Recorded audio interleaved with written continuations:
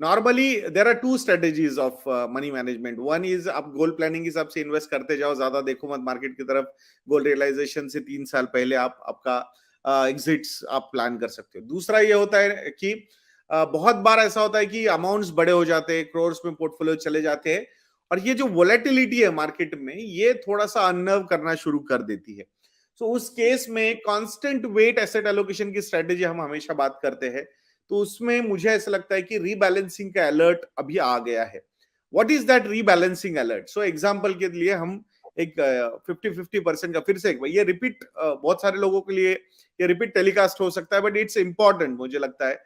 तो आपके पास 100 रुपए है, 50 रुपए आपने इक्विटी में डाले थे, 50 रुपए आपने डेट में डाले थे. ठीक है. अब आपका एक ऑब्जेक्टिव था कि भाई मुझे 12% इक्विटी से रिटर्न आने चाहिए, ये आपका टारगेट रिटर्न है. मतलब उससे ज्यादा आए तो यू शुड एंजॉय, बट एक कैलकुलेशन के पॉइंट ऑफ व्यू से 12% का एक टारगेट रिटर्न इक्विटी में रखा हुआ है हमने. सो अभी अगर अप्रैल के बाद आपने ये कॉल लिया है और उसके बाद मार्केट ने 12% से ज्यादा रिटर्न दे दिया आपको, सो इसका मतलब इस फाइनेंशियल ईयर के या इस साल के target return of equity asset class आपने अचीव कर लिए. मतलब ये जो 50 रुपए है, ये 50 रुपए आपके 56 रुपीज बन चुके हैं इक्विटी वाले.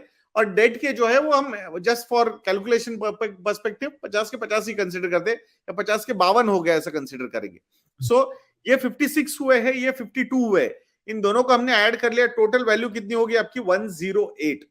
सो अपना एक एसेट क्लास का टारगेट रिटर्न अचीव हो चुका है. सो 100 का 108 हुआ है. So it means again that 50-50% का रीबैलेंसिंग का करने का समय आ चुका है. It means 108 divided by 2 is 54.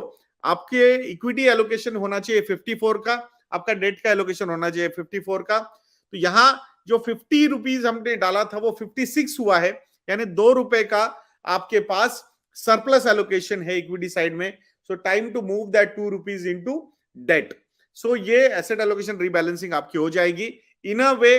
कहीं ना कहीं आपको लगेगा चलो भाई मैंने प्रॉफिट बुक कर लिया इक्विटी से, मतलब मूव कर लिया पैसा, मेरे थोड़े बहुत जो गेन्स थे. अब ये 100 रुपए के पॉइंट ऑफ व्यू से हम बात कर रहे हैं, बट अगर ये करोड़ में पोर्टफोलियोज होते तो ये केस 1 करोड़ में 2 लाख की होगी, 2 करोड़ में 4 लाख की होगी, 3 करोड़ में 6 लाख की होगी.